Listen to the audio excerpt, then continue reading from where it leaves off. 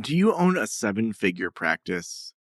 You've probably heard me talk a lot about the Seven Figure Practice Club recently.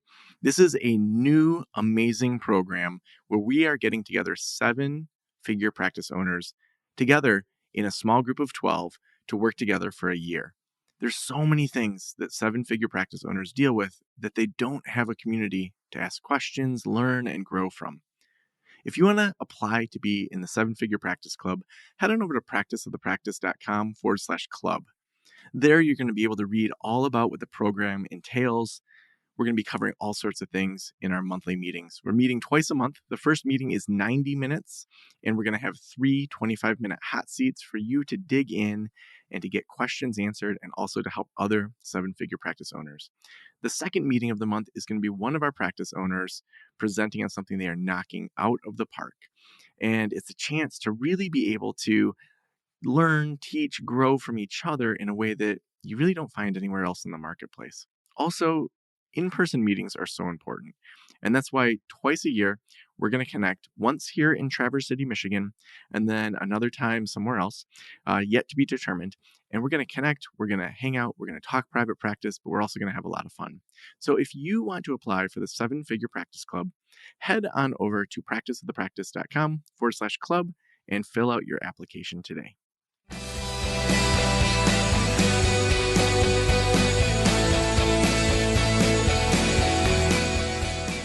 This is the Practice of the Practice podcast with Joe Sanok, session number 949.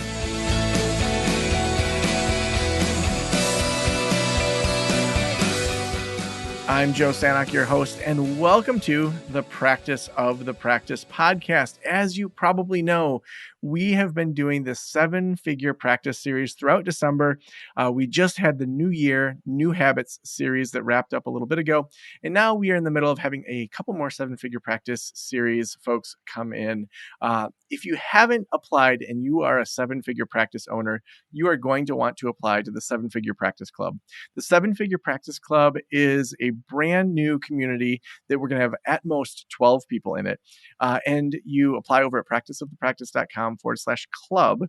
We're going to meet once a month for 90 minutes, where we will have three 25-minute hot seats, where a seven-figure practice owner is going to say, here's what I'm dealing with, here's where I need feedback, help me.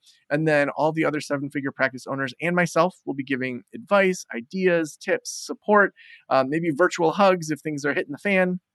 And then the second time in the month we meet, we're going to have one of our seven-figure practice owners do a presentation on something they are just knocking out of the park. What are they doing well, so that we can learn from each other? I do not have the corner on knowledge. We are better and stronger as a community. So we are taking that community together and bringing together our seven-figure practice club. As well, we're meeting twice. We're going to meet once here in Traverse City and then once at somewhere else that has yet to be determined for a 2-day retreat where we can get together, we can learn from each other, and we can just get to that next level. So if that sounds good to you, please apply over at practiceofthepractice.com/club. All the information is over there for you. And there's going to be amazing seven-figure practice owners. Actually, some of the people in this series have already applied to be in that and are getting excited about helping us just launch this thing. So some amazing seven-figure practice owners. Now, Nicole Ball is, I hate to say my favorite seven-figure practice owner, but Nicole is someone that I Aww. hired at Mental Wellness Counseling. She was a therapist there. And then there was a moment when I was considering what to do next with Mental Wellness Counseling when our lease was up. And she ended up buying Mental Wellness Counseling from me and has just taken it to heights I never had the chutzpah to take it to. So the owner of Mental Wellness Counseling, Nicole Ball, welcome to the Practice of the Practice podcast. Aw, thank you for having me and thank you for your kind words. Really happy to be here. Oh man, it's when people are like, how do you do it? How do you sell a practice? I'm like, I just got really lucky that Nicole Ball, this amazing therapist, professor, now consultant, that you wanted to buy it, you saw value in it, and that, really, I think that relationship was where it was a win for both of us. Absolutely. And I look back at that time and I think to myself, what was it, that led to this happening for both of us? And I think, fortunately for both of us is the stars aligned and we got dealt the right hand of cards and it just worked out really, really well because the timing was perfect for both of us. Yeah. Well, I think, that moment when I was in my office and I remember I was just like, okay, it's January. Our lease is up in July. I've paid for this place for 5 years. I still remember that lease was $120,000 to rent it for those 5 years, which $2,000 a month now, for my business doesn't seem like a ton, but at the time that was more than my mortgage. And just being like, do I renew it? Do I sell it? What do I do? And you came into my office and you said, Joe, what's the plan for July? Like very clear, straightforward, kind, but like what's gonna happen? I need to plan. And had you not, been that straightforward, I don't know if I would have approached you or someone else and said, I'm gonna sell it or I don't know what I want to do. Like I was really thinking through it. And you just said to me, if you want to sell, let me know. Let's talk. And then we were off and running. Yeah, and it's interesting because I remember back that around that same time too. I was in a very similar position as you, where I was determining: do I start my own practice? Do I, you know, maybe step back from private practice and start looking at more research-based academia work because I was really kind of diving into that as well for the university that I teach for. I was at a point where I'm like, what am I going to do next? And so considering starting my own practice had always been part of the long term plan. I had never even considered purchasing a practice. And like I said, the stars obviously aligned because when you said, you know what, uh, let's talk, Nicole, I think it just worked out perfectly. Mm.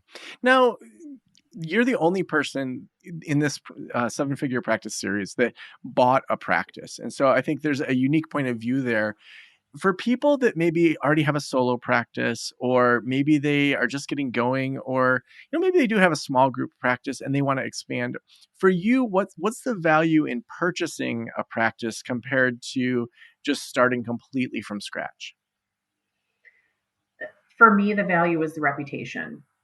Clearly, you had spent years developing a reputation in the community for mental wellness counseling. And with that reputation came things that people recognized. People in our community recognized the name of the business. People in the community recognized the logo. People in the community often visited the website, and the SEO was there to prove that. And so I think the value for me is a lot of that legwork in the beginning that many people have to do, building a reputation and getting their name out there. I really got to skip those steps with the purchase of the practice. So the value for me was bypassing building that reputation because that was already there. People knew about us, and particularly the SEO was there, and that was great value to me because you previously had put so much time and effort, energy, and money into building that website up and to building the SEO up. And for me, that was absolutely worth it. Mm. Now, I know one thing that you've done all throughout is you've taken risks.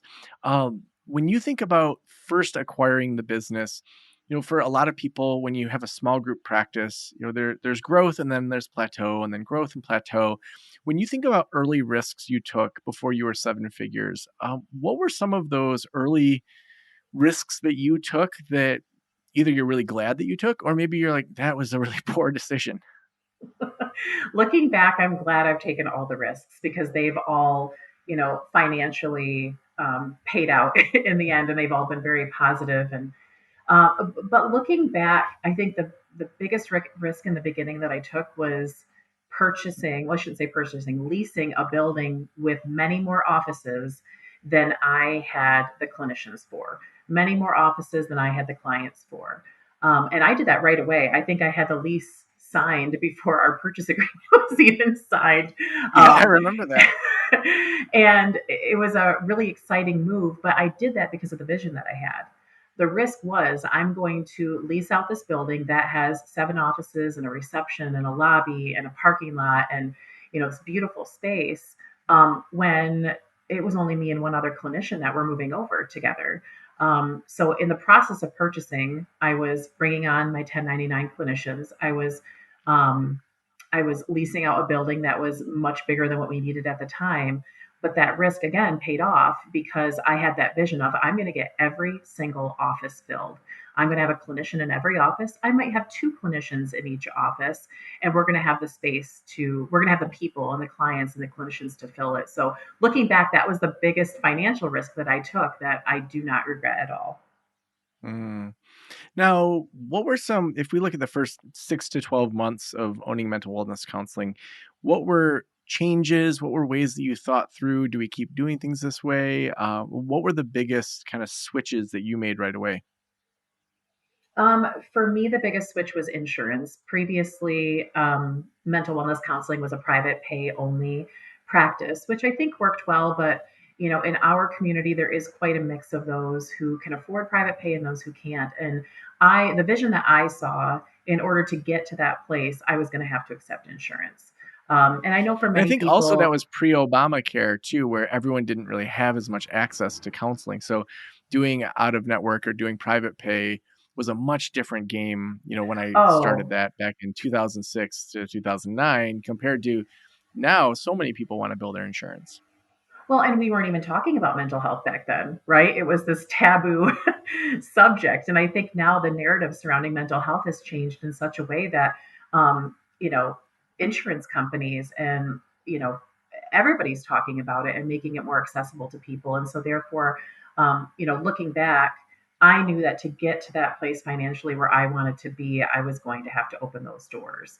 And so, very shortly after the purchase of mental wellness, very shortly after getting the lease and bringing on clinicians, we started the application process for taking insurance. And that included a little bit of legwork on my end. I had to do a bit of, data collection and research related to who were the biggest employers in our community and what did those biggest employers offer to their employees for insurance. And then after that data collection and identifying that, I was able to pick just one. I only chose one to start with, and getting credentialed with that insurance company, and then it just built off from there. Mm. Now, as you started to grow and add clinicians, like I know you have 3 locations now, is that right? Yes, correct. Okay, so 3 locations. When did you add the second location? When did you add the third? How did you look at the risk of that? How much information did you have versus just like we're gonna go for it? Well, it's interesting because the second location was purely out of necessity. The second location is actually located in Traverse City, same location as the first one. Just one's on the east side of town and one is on the west side of town. And again, this came purely out of necessity because we were growing so much. We had so many clinicians and so many people sharing offices and so many people having to do strictly virtual therapy simply because of the space that was available to them. And so we got to a point where I just needed more physical space. And unfortunately, there weren't any larger spaces with, I was looking for 14 offices in our area that were for lease. And so I came upon the opportunity to lease out another building on the other side of town with an additional 7 offices. And so again, out of necessity, I went ahead and did that. But it again was a risk because I was taking on a whole nother lease.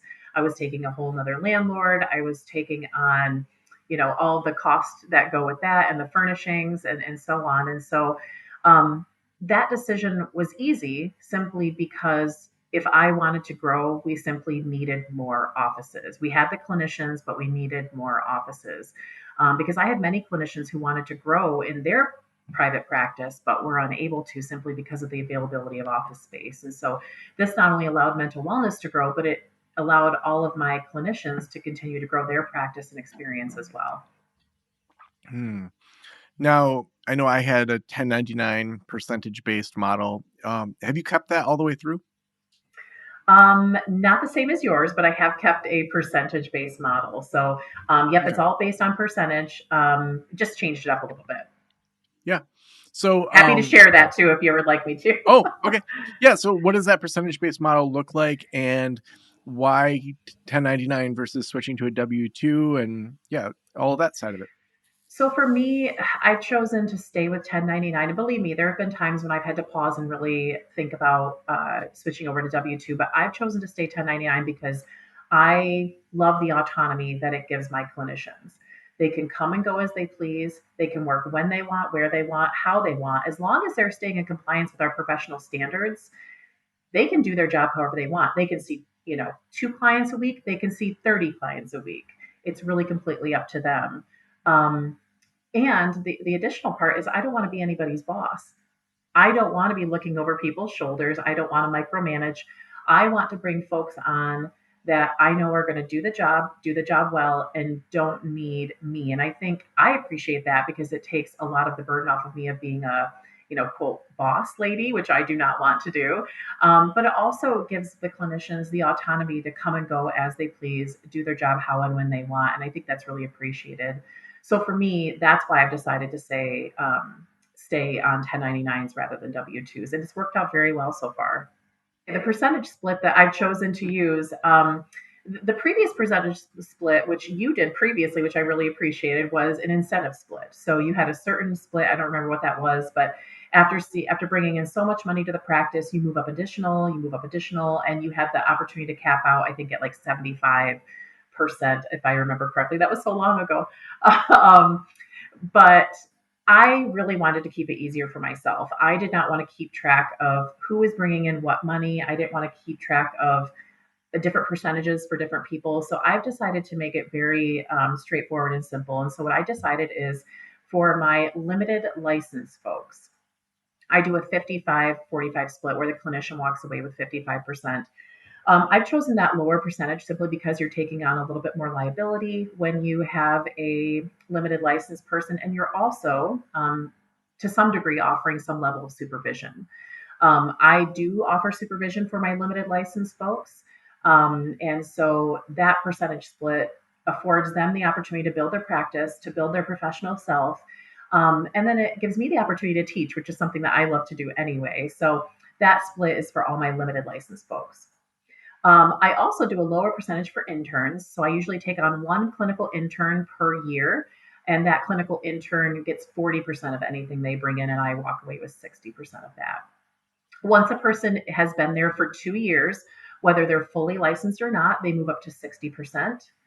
And then once they're fully licensed, they move up to 65%, and that's where they stay unless they go forward to get a full certification. And I don't just mean a training or a certificate, a full certification in EMDR brain spotting. Then I move those folks up to a 70-30 split, simply because that's so well sought after in our community. So folks really are looking for EMDR and brain spotting. So if anybody has those full credentials, then I do a 70-30 split. So this has afforded me the opportunity to not have to keep track of how much is coming in or who has what. It's simply very straightforward, separate contract for every person depending on their percentage split, and they stay at that split until they reach the next marker. Wow, that's awesome.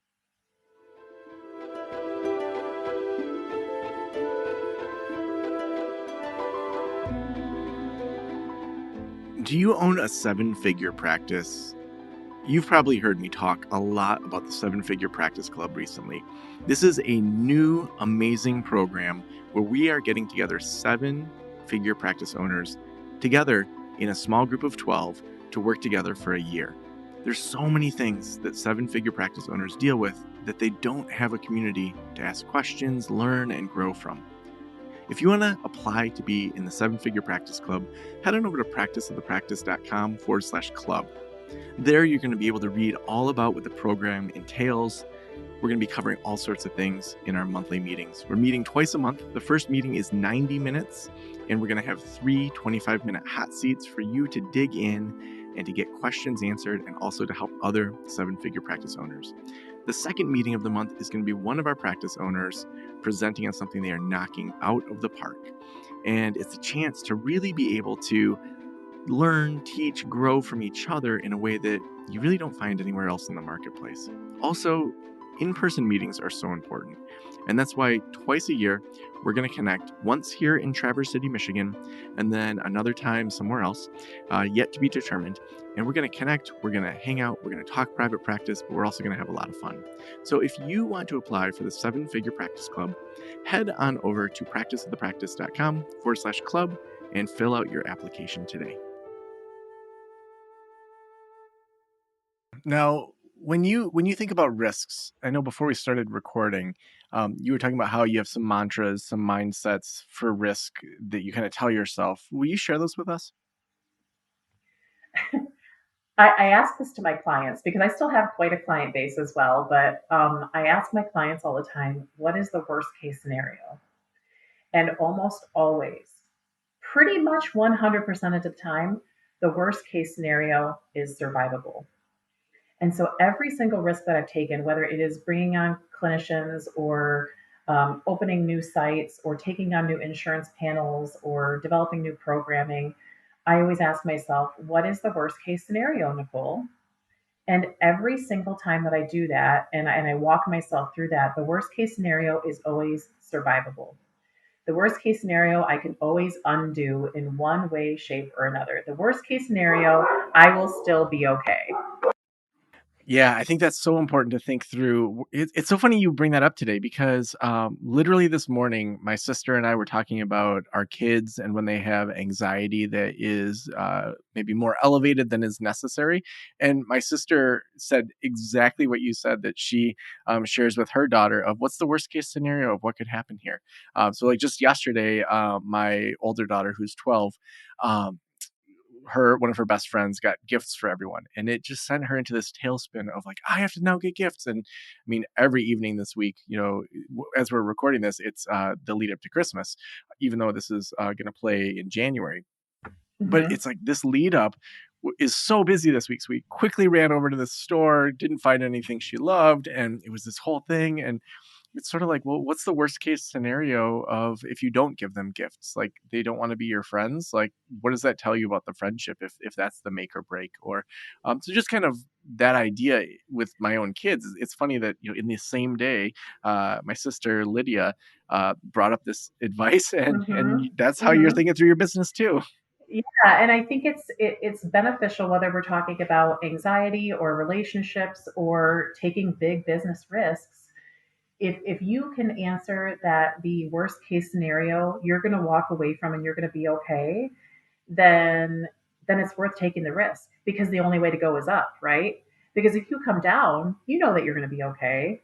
Um, and so the only way to go is up. And I think what stops a lot of people from bringing on new clinicians, from opening another location, from raising their rates, from starting the podcast, from doing the newsletter, all of those things, it's based out of fear.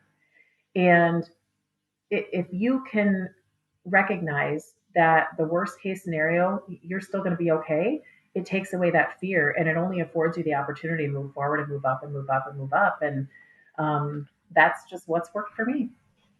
Hmm. Well, I mean, it's one of those things that I think in life that's so true also of, what's worst case here, what's best case, what's the middle that it's probably going to land on. Now, for you as a seven-figure practice owner, there's unique challenges when you're first getting going. There's unique challenges when you add your first five people or so, when you add another location. But seven figures is like a whole new level of challenges. For you, what are the challenges that you're faced with as a seven-figure practice owner? Oh, goodness. Challenges. I would say, um, personally, so we're going to get a little personal here, Joe.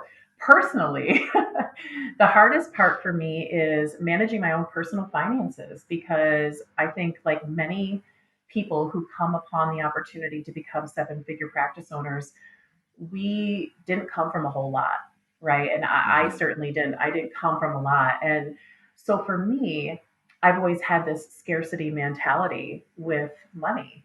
And so now that I've had this, beautiful blessing of this practice and of growing and taking these risks that afford me the opportunity to grow, I've had to pause a lot and rethink the way that I see money and rethink the way that I see my own personal opportunities because that scarcity mentality and frankly, that poverty mentality has always ruled over how I see myself and I see my family in this position of having a little bit more money, right?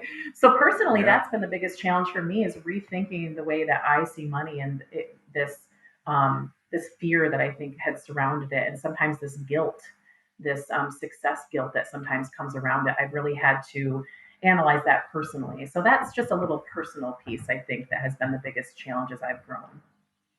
Well, I think that's so relatable because, even though I was raised middle class, it's like my dad was a school psychologist, my mom was a school nurse. So, highly educated people, but they were working for somebody else. They were working in the schools and they got their pension. And, baby boomers, had you could do that. You could go to college and pretty much be guaranteed that you're going to get a good job, get a good pension, and then retire, at 65. That's just not true for our generation. And so the shift of how we're spending our time, how we're spending our money, how we're optimizing our tax situation, those were not conversations that we really talked about as a kid. And even No, just looking at absolutely not. yeah, it's like looking at how you can have your LLC in a legit way actually help your tax situation, and how for me owning Airbnb properties helps me with my tax situation, and having multiple investments, and having single member like IRAs or 401ks and things like that, that I had to have professionals around me look at my situation, pay them money for their advice, and them say, here's how we can save you 10 grand a year in taxes. It's like, are you sure that's legal? And they're like, yes, this is the tax code. This is our job. Like, Right.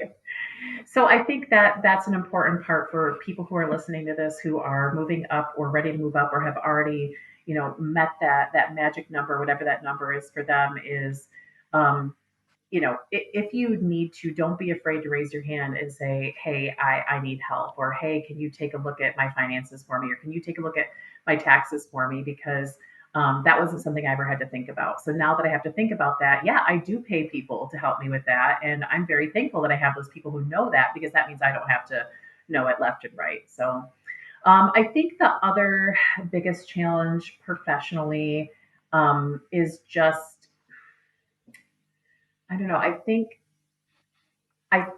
being able to recognize what my time is worth and recognize how much time I can put into each thing. When you own three locations, and right now I think I'm at 29 clinicians right now, across virtual and those three locations.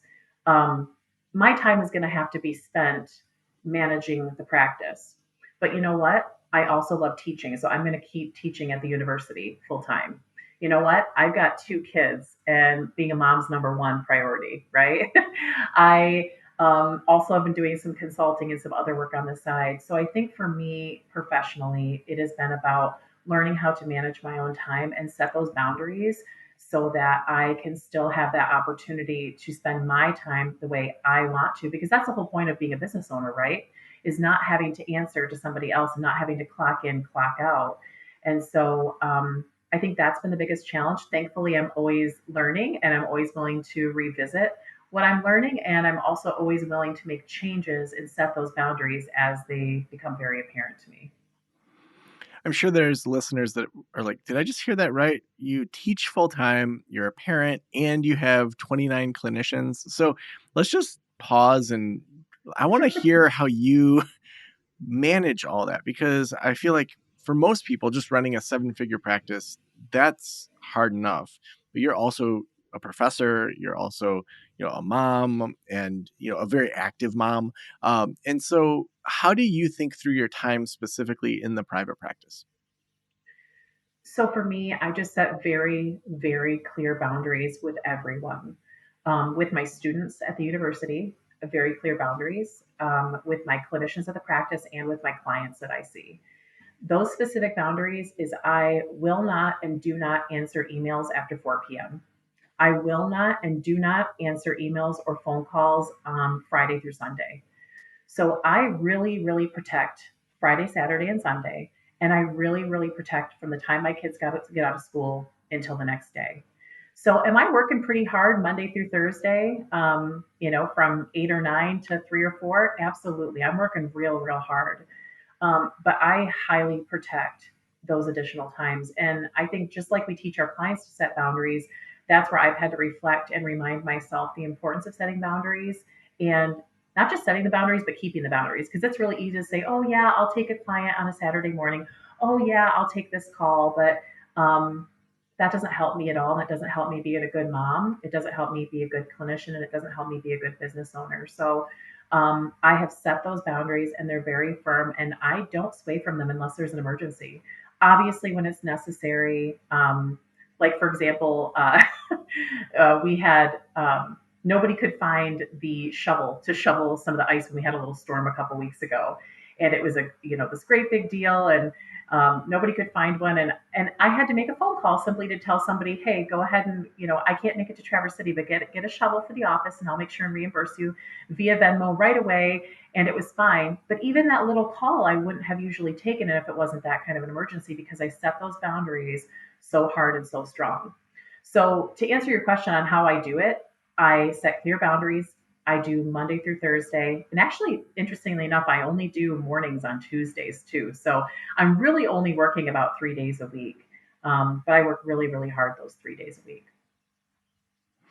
Yeah, no, that's very similar to my schedule where, when I'm working, but I want to walk my kids to school every day. I want to walk them back from school. We live close enough that we can walk to school, and same sort of thing where, I want to make Thursday the new Friday, and it is. So that's so awesome. The Absolutely. last question that I always ask is, if every private practitioner in the world were listening right now, what would you want them to know? I would want them to know that if you see a vision to get bigger, to do more, just do it. I think oftentimes, and I don't want to be the person that says don't think through the risk analysis here because I think that's really important. It is important to think through, what the cost is going to be and run the data and do the research to make sure it's going to be good for you and for your practice and for your family. But I think sometimes, and I know this just anecdotally from other practice owners I've worked with, sometimes they think too much. And when you think too much, rather than just doing it, you are going to automatically put up walls and put up barriers that are going to keep you from reaching your dreams. And I think if I would have thought too much, I wouldn't have done the things I've done and I wouldn't be where I'm at. And so my biggest thing I'd like people to know is just do it. Just go for it. Just do the things that you want to do and you'll see amazing things happen. And if for any reason they don't, worst case scenario, it's still survivable. You're still going to be okay. You revisit the drawing board and you try it again in a different way. Mm, So awesome. Well, if people want to work with Nicole, Nicole is now consulting with Practice of the Practice listeners. So you can apply for that over at practiceofthepractice.com/apply. Nicole, also, if people want to follow your work, learn more about mental wellness counseling, where should we send them? www.mentalwellnesscounseling.com. Mm. Thank you so much for being on the show today. Absolutely. Thanks, Joe.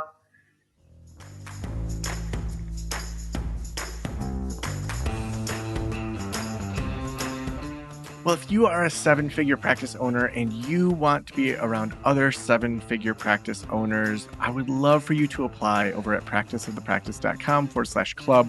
It is going to be an amazing group of people that you can bounce ideas off of, you can learn from, you can have those connections that go way beyond just the 12 months that we're working together. Again, that's practiceofthepractice.com/club.